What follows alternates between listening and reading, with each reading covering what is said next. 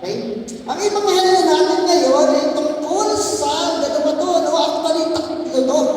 No? Hinihiwalay yung isa. Bukas na lang daw yung isa. No? Tatlo to. Tungkol sa mga nawawala at nahanap. No? Ayan yung gospel na mag-uusapan natin ngayon. Tungkol sa mabuting pastor, sa nawawalang barya. No? Yung isa dyan ay yung alimutlong magkakasunod yan. Magugupit po tayo. Ito po ang pag-uusapan natin. Sino ang nawawalang tupa sa buhay mo ngayon? No? Meron bang nawawalang tupa sa buhay mo sa ngayon? May kilala ka ba? May hinahanap mo ngayon? No? Maaaring yan yung kabiyak mo. Maaaring yung anak mo, maaaring yung kaibigan mo na hindi na nagsisimba ngayon, o yung hindi nang mati ng prayer meeting, o yung nawala na, kinuha na ni Lord. Diba? Misa nakakamusimang ganyan. Sino yung mga nakawalang doon pa? So, meron po tayo ng tatlong grupo, tama? Ha? Okay. Sa kay Brother Aris po, sino po ang inyong mag-share about sa pinag-usapan lang? Sino si Sister Mars? Palakpakan po natin ang ating Panginoon.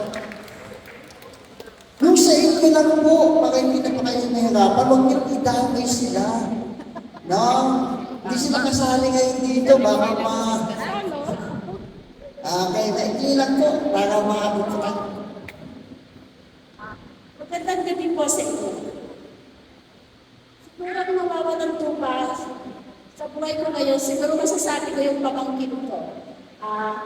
Naano ko na kayo na Brother Alice, kung ano yung sitwasyon namin about sa pamangkin ko. Kung inaano ko lang na sana magbago na siya. Pari si Ate Kay kasi busy sa trabaho kaya hindi ko nakakasama. Kumbaga, yun lang naman pinag-pray ko eh. Yung anak niya, sana makitaan ko man lang na kahit konting pagbabago man lang. Kasi siya talagang para sa akin yung nawawalan tupa na maakay ko man lang na makapasok sa simbahan na kahit papahan. Yun lamang. Salamat. Yun, yung anak ni Sister Kay. No? Sama natin sa panalangin, no? Yung anak ni Sister Kay. Kasi nasaktan na si Sister Kay, no? Dapat naisama natin. So, sa grupo po, Sister Kat, Sister Visita. Sa akin naman, wala naman ba, yung mga kasamahan natin sa Lorenzo na nadatnan ko nung sumali ako. Parang nalungkot ako kasi bigla silang nawala sa kawain natin. Parang yun ang namimiss ko sa kanila. So, tatawagin ko na po si Sister Carmel. Magandang gabi lahat po sa inyo, sa mga sister na brothers ko at sa ating Panginoon. Ang nawawala ng trupa sa buhay ko po ngayon ay ang aking anak na babae na pinagpala pa rin siya sa kanila kasi nagkaroon din siya ng isang anak na babae na gusto mong makita na hanggang sa ngayon hindi ko pa sila makapili na inanay ko dinadasa sa Panginoon na sana makita pa kami muli ng anak ko dahil natagal na namin hindi nagkikita at hinihiling ko sa Panginoon na sana ang anak ko pray ko rin siya na mabutangan ng puso na magusan siya magpatawad sa amin dahil matagal na namin siya namimiss ko hanggang sa ngayon. Hindi lang yung anak ko nawawalan ko. Sister Carmel, alam niyo may pulang nalaman na may ibang pang anak si Sister Carmel? No? Sama po natin sa prayer, Sister. Paalam natin kay Lord yan. Bakit ba natin hinahanap? Kasi nawawala. Kasi katulad ng ating Panginoon, mahal mo. Amen. Kaya mo hinahanap ngayon kasi mahal mo. No? Kasi nagmamahal ka at namimiss mo sila. Amen? Yung bagay na nawawala sa iyo na gusto mong makasama muli ay minamahal. Katulad ng ating Panginoon. Dahil ang ating Panginoon ay umiibig at naghahanap ng kanyang iniibig. Alam niyo po mga kapatid, noong bago-bago pa lang ako sa community, meron po kami kasama paboritong kanta. Lalo na pag dumadalaw kami sa gay. No, yung community po natin, dati mayroong gawain ito sa kulungan dyan sa Namunas. Alam niyo ba ni kanta? Kantahin ko kahit sintonado. Okay lang sa inyo. Malapit na naman, lumubog ang araw, lilim ng gabi, darating na naman, buhay mo, tila parang ulan, kayamanan at lahat ng kalalawan, wala pala itong kabuluhan. Kung si Kristo ay wala pa sa iyong buhay, parang ang isang tupang bigaw. Tapos pag pinunta mo din, yung mga presyo na hinigaan. Ano mo yun? Yung pagkakataon na iba sa kanila wala nang lalaw. No, yung iba sa kanila wala namang kasalanan. Yung iba sa kanila, namumuli na. Pero, naligaw sila. Alam niyo po, hindi sila pinabayaan ng mga taong nagmamahal sa kanila. Yung pastor, hindi siya pinabayaan. No? Sabi niya, may isang daan tupa na wala yung isa. Iniwan ng pastor yung 99. Tapos, hinanap yung isa. Sino gagawa sa atin nun? Pag may nawalang isa, iiwan mo yung 99. Taas ang kamay. Kasi parang imposible. Amen. Pero sa Diyos, posible. Ang tawag mo niyan is paradox. No? Kada mo imposible. No? Pero, yung resulta pala, maganda. Amen? Palakpakan po natin ang ating Panginoon. Ganon magmahal yung ating Panginoon. Hanapin niya yung mga naligaw. Hindi niya naman ito pinabayaan eh. No, hindi niya pinabayaan. So pag may nawawala, kailangan hanapin kasi hindi alam kung saan siya pupunta. Pag hindi mo alam kung saan ka pupunta, maaaring ikapahamak mo. Kaya yung kapatid, yung pamangkin, Sister March, kailangan natin ipanalangin. Kasi baka ikapahamak niya. Diba? Yung kapatid natin na hindi natin nakakasama ngayon, kailangan natin ipanalangin. Actually, pinupuntahan natin. Diba? Kailangan natin makasama. Ano yung dasal natin sa kanila ngayon? Sana muling mag-init yung dami nila. Mamiss nila tayo. Kasi nagmamahal din sila. Ano yung nawala kung mahal nila tayo? No? Kailangan lang lambingin pa. Meron din kay Sister Carmen, pangungulila ng isip. Alam niyo kung bakit hinanap ng Panginoon yung lupa? Kasi namumulila siya. Ayaw niya ng kahit isa mawala. Kasi mahal na yun eh.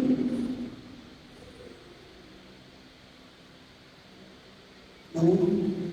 Kasi handa niyang pag-alayan ng buhay at ginawa niya sa atin yun. Amen? Palakpakan po natin ang ating Panginoon. The love of God, the shepherd John is for his love. Hinanap niya. Mabuti. Yung natagpuan niya, nilagay niya sa kanyang balikan at binuhat ito. Tapos, anong ginawa nila? Anong ginawa niya? Anong nakita niya? Tinawag niya yung mga kaibigan niya. Magsalamuin tayo. No?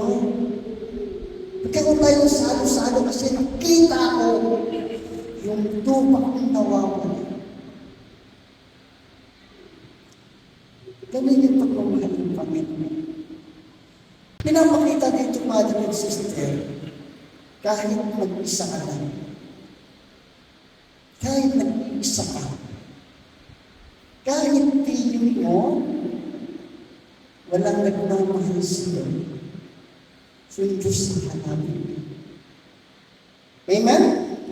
Palakpakan po natin ang ating Panginoon. Tapos, sa kapila naman, meron daw nawawalang baril. May 10.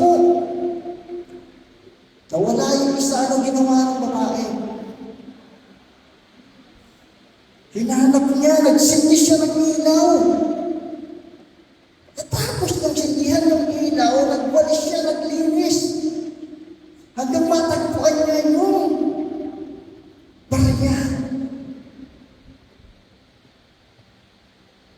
Yung nawawalang barya, sabi sa atin, no, ng kabilang ating simbahan, yun daw ay sumisimbolo sa kaharian ng Diyos. Na nawala. Pero nandun lang. Hindi yun nawala ng halaga. Yung barya, hindi lang makita. Pero yung halaga ng barya na yun, ay yung pangit halaga niya. Hindi nawala ng halaga. O pwedeng yung nawala, nadumihan, nadumisa. Ganun tayo. Hindi tayo nawawala ng halaga sa ating Panginoong Yesus.